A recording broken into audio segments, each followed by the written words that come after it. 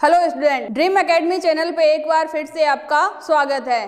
पिछले वीडियो में हमने स्टार्ट की थी क्लास 8 की एक्सरसाइज 8.3 जिसमें हम पहला क्वेश्चन पढ़ चुके हैं। उसमें हमने साधारण ब्याज और चक्रवर्ती ब्याज से संबंधित सूत्र और उससे संबंधित क्वेश्चन सॉल्व किए थे। तो इस एक्सरसाइज के अगले क्वेश्चन हम इस वीडियो में सॉल्व करेंगे। तो इससे पहले हम वीडियो स्टार्ट करें तो जो नए स्टूडेंट जुड़े हैं वो चैनल को सब्सक्राइब कर ले। तो इस क्वेश्चन में पूछा गया है कि कमला ने एक स्कूटर लेने के लिए बैंक से कुछ राशि उधार ली। तो कितनी राशि उधार ली कमला ने? 26,400 रुपये उसने उधार लिए 2 वर्ष 4 माह के लिए और 15% की दर से। तो जो भी इसका समय है 2 वर्ष 4 माह, इस समय के बाद उसने कुल कितनी राशि चुकाई।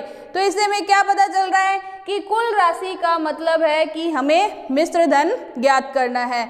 साथ ही इस क्वेश्चन को सॉल्व करने के लिए बुक में एक हिंट दिया हुआ है जिसमें कहा गया है कि ये जो 2 वर्ष है इसके लिए तो हम चक्रवर्ती ब्याज ज्ञात करेंगे और साथ में जो 4 माह है इसके लिए हम क्या ज्ञात करेंगे?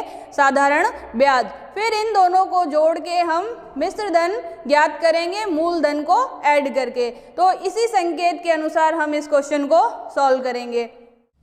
तो सबसे पहले हमें जो समय दे रखा है 2 वर्ष और 4 माह, इसको हम वर्ष में चेंज कर लेते हैं। 2 वर्ष तो पहले से ही वर्ष में है, 4 माह जो महीनों में है इसको हमें वर्ष में चेंज करना है। तो हमें क्या करना होगा?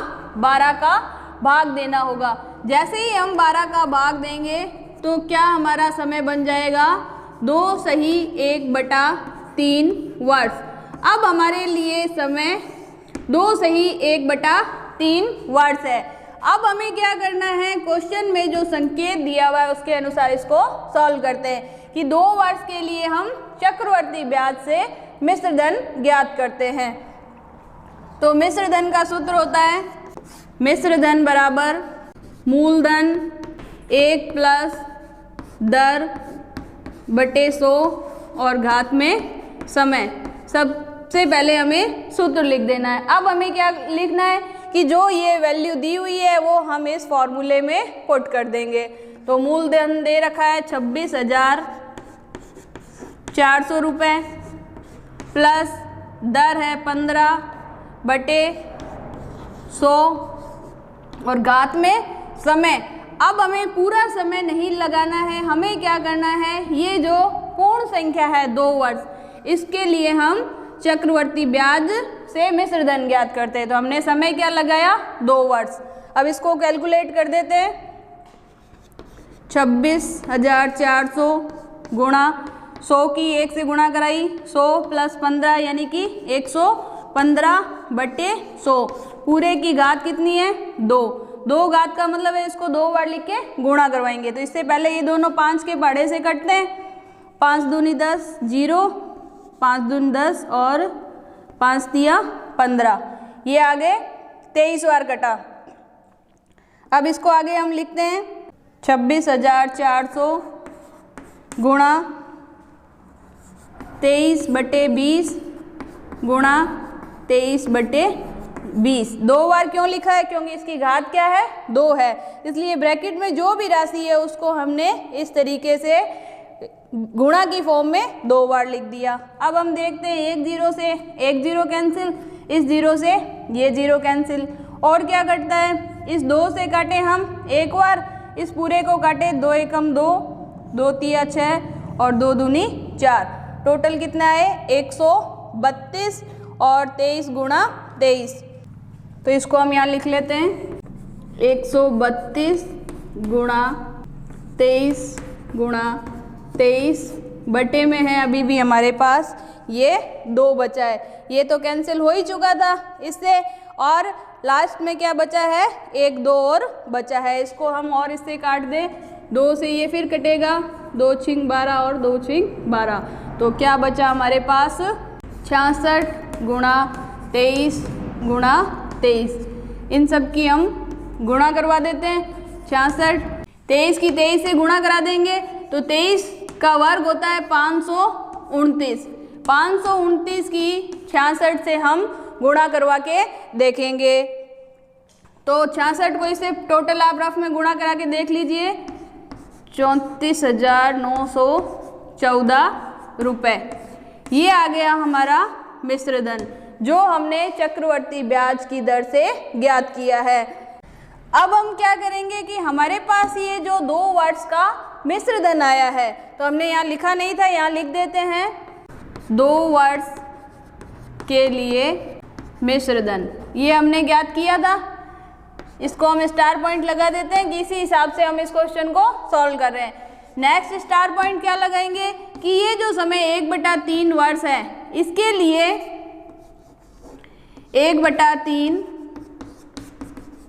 वर्ष के लिए चक्रवर्ती ब्याज से जो हमें मिश्र धन प्राप्त हुआ है 34,914 रुपये, इनके लिए हम क्या करेंगे कि ये जो 1/3 वर्ष है इसको मूलधन मानकर मिश्र धन का साधारण ब्याज ज्ञात करेंगे।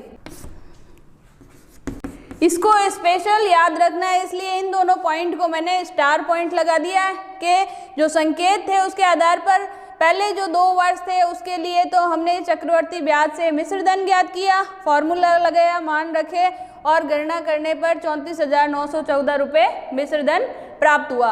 अब नेक्स्ट हम क्या करेंगे, जो 1/3 वर्ष है इसके लिए हमने लिख दिया कि मिश्र धन का साधारण ब्याज ज्ञात करेंगे। तो इसका हम सूत्र लिखेंगे, साधारण ब्याज का सूत्र होता है मूलधन दर गुणा समय और बटे में 100। मूलधन में अब हम ये वाला धन लिखेंगे, ना कि ये धन, क्योंकि इसका हमने मिश्र धन ज्ञात कर लिया है। अब हमारे लिए मूलधन ये मिश्र धन ही है। तो 34,914 गुणा दर है 15% और समय है 1/3 वर्ष और बटे में है 100। सूत्र का 100 हमने लिख दिया।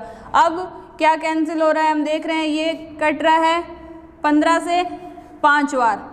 अब सीधा हम क्या करें, इसकी गुणा करवा देते हैं इससे और फिर 100 का भाग दे देंगे।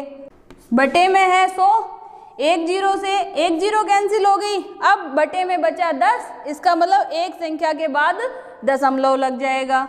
तो हम लिखते हैं 1745.7 रुपये। ये आ गया हमारे साधारण ब्याज की दर से साधारण ब्याज आ गया, जो हमने किस पे कैलकुलेट किया है, मिश्र धन पे कैलकुलेट किया है। अब हम क्या करते हैं, इन दोनों को जोड़ देते हैं कि मिश्र धन हमारा ये आया 2 वर्ष का और 1/3 वर्ष का आया साधारण ब्याज। तो जो क्वेश्चन में पूछा था कि हमें कुल कितनी राशि चुकानी है, तो हम लिखते हैं अतः कुल राशि बराबर समीकरण 1 प्लस समीकरण 2। इसको हमने 1 नंबर समीकरण दी है और इसको हम दे देते हैं 2 नंबर समीकरण। तो इसका मान है 34,914 प्लस 1745.7 रुपये। दोनों को हम जोड़ दें तो हमारे पास ये आ गया 36,659.7 रुपये, जो हमें टोटल राशि चुकानी है। तो नेक्स्ट जो क्वेश्चन है उसमें पूछा गया है कि 2 लड़कियां हैं फेबिना और राधा, दोनों ने समान धन उधार लिया। एक ने बताया कि फेबिना ने जो धन लिया वही सेम धन राधा ने भी उधार लिया कि 12,500 रुपये उधार लिए 3 वर्ष के लिए और 12% की दर से। लेकिन फेबिना ने जो ब्याज दिया वो साधारण ब्याज की दर से दिया, जबकि राधा ने जो ब्याज दिया समय और मूलधन तो क्या है, समान है, लेकिन दर जो है राधा की कितनी है, 10% की दर है और राधा ने चक्रवर्ती ब्याज की दर से पैसे उधार लिए। तो अब दोनों ने कुल कितना धन चुकाया या दोनों में से किसने अधिक ब्याज दिया, इसकी हमें इस क्वेश्चन में गणना करनी है। तो सबसे पहले हम 1 नंबर पोर्शन लेते हैं फेबिना के इस पार्ट को हल करने के लिए साधारण ब्याज की दर से, फिर हम करेंगे सेकंड पार्ट राधा के लिए चक्रवर्ती ब्याज की दर से। तो हम लिखते हैं साधारण ब्याज बराबर सूत्र हमारा है मूलधन गुणा दर गुणा समय बटे में 100। मूलधन है 12,500 रुपये, दर है 12%, समय है 3 वर्ष और बटे में सूत्र का 100। 2 जीरो से 2 जीरो कैंसिल। 125 गुणा 12 किससे गुणा करा देंगे? 12 तिया 36। अब 36 की गुणा हम कराएंगे 125 से, तो 36 की गुणा इससे कराएंगे तो हमारे पास आएगा 4,500 रुपये। ये आया हमारे पास। साधारण ब्याज की दर से फेबिना ने कुल कितना ब्याज चुकाया। अब हम कैलकुलेट करते हैं चक्रवर्ती ब्याज की दर से। तो चक्रवर्ती ब्याज के लिए हम ज्ञात करें मिश्र धन बराबर मूलधन 1 प्लस दर बटे में 100 और घात में समय। मूलधन है 12,500 रुपये, दर है इसके लिए 10% बटे में 100 और समय है वही सेम जो फेबिना के लिए था 3 वर्ष। इसको कैलकुलेट कर लेते हैं। 100 लिया, 100 में प्लस 10 110 बटे में 100 घात का 3। 1 जीरो से 1 जीरो कैंसिल और इसमें कुछ कैंसिल होगा नहीं तो हमारे पास क्या बचा 11/10 और उसकी घात है 3। 12,500 गुणा 11/10 एक बार, 2 बार और 3 बार हमने लिख दिया क्योंकि घात कितनी है 3। अब हम देखते हैं 1 जीरो से 1 जीरो कैंसिल, दूसरी जीरो से दूसरी जीरो कैंसिल। अब हम लिखते हैं क्या बचा हमारे पास यहाँ 125। 125 फिर 11 की 3 बार गुणा करेंगे तो 11 का क्यूब होता है 1331। अब हम 125 की इस 1331 से गुणा करवा देंगे और बटे में हमारा क्या बचा है 10। चाहे तो हम इस 10 को 125 से काट सकते हैं, लेकिन काट क्यों नहीं रहे कि जो भी मान आएगा फिर हमें उसमें भाग देना पड़ेगा 2 का, तो इससे अच्छा हम इसको 10 रखें और इन दोनों की गुणा कराने पर जो भी वैल्यू आएगी उसके एक संख्या के बाद हम दशमलव लगा देंगे। तो इसकी गुणा कराने पर आता है 16,637.5। 10 का हमने भाग दे दिया तो यहाँ लग गया पॉइंट, तो हमारे पास क्या संख्या आ गई 16,637.5 रुपये। इसको हम दे देते हैं समीकरण नंबर 2। तो अभी हमने ज्ञात किया है चक्रवृद्धि ब्याज की दर से मिश्र धन, लेकिन हमें पूछा क्या गया है कि दोनों के ब्याज में से कौन अधिक ब्याज देता है। तो अभी हमारे पास आया मिश्र धन, हम ज्ञात करेंगे इसका ब्याज। तो ब्याज कैसे ज्ञात करेंगे, चक्रवृद्धि ब्याज निकालेंगे हम मिश्र धन में से मूलधन माइनस कर देंगे, मिश्र धन माइनस मूलधन। तो मिश्र धन हमारा कितना आया था 16,637.5 रुपये। 16,637.5 इसमें से घटाएंगे तो हम यहाँ घटा लेते हैं। कितना घटाना है, हमारा मूलधन है 12,500 रुपये। 12,500 रुपये हमने घटा दिए, दशमलव के बाद कुछ नहीं है तो हमने इसको 0 रख दिया। अब घटाते हैं इनको, 4,137 रुपये आ गया हमारे पास चक्रवृद्धि ब्याज।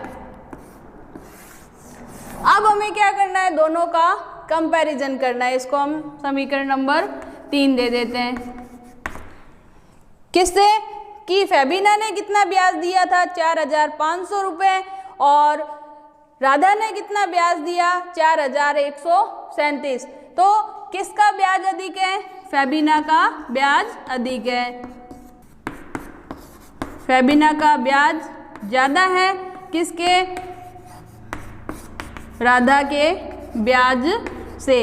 अब कितना ज़्यादा है तो हाँ ये भी क्वेश्चन में पूछा गया है, तो हम क्या करेंगे कि ये दोनों जो ब्याज आए हैं इनको माइनस कर देंगे। तो कितना अधिक है वो हम देख लेते हैं कि अधिक कैसे निकालेंगे। फेबिना ने कितना अधिक दिया, फेबिना ने दिया 4500 और उसमें से घटाना है 4137.5। इसको हम माइनस कर लें, 0.5 का 0.5, 362 रुपये, 362.5 रुपये ये फेबिना ने अधिक ब्याज दिया। तो इस तरीके से दोनों क्वेश्चन को हमने अलग अलग सूत्र लगा के सॉल्व किए। दोनों का कंपैरिजन करवाया तो हमने देखा कि फेबिना का जो ब्याज है वो राधा से अधिक है। फिर क्वेश्चन में पूछा गया कि कितना अधिक है, तो जो अधिक था उसमें से कम वाली संख्या को माइनस किया तो 362.5 रुपये अधिक ब्याज प्राप्त हुआ।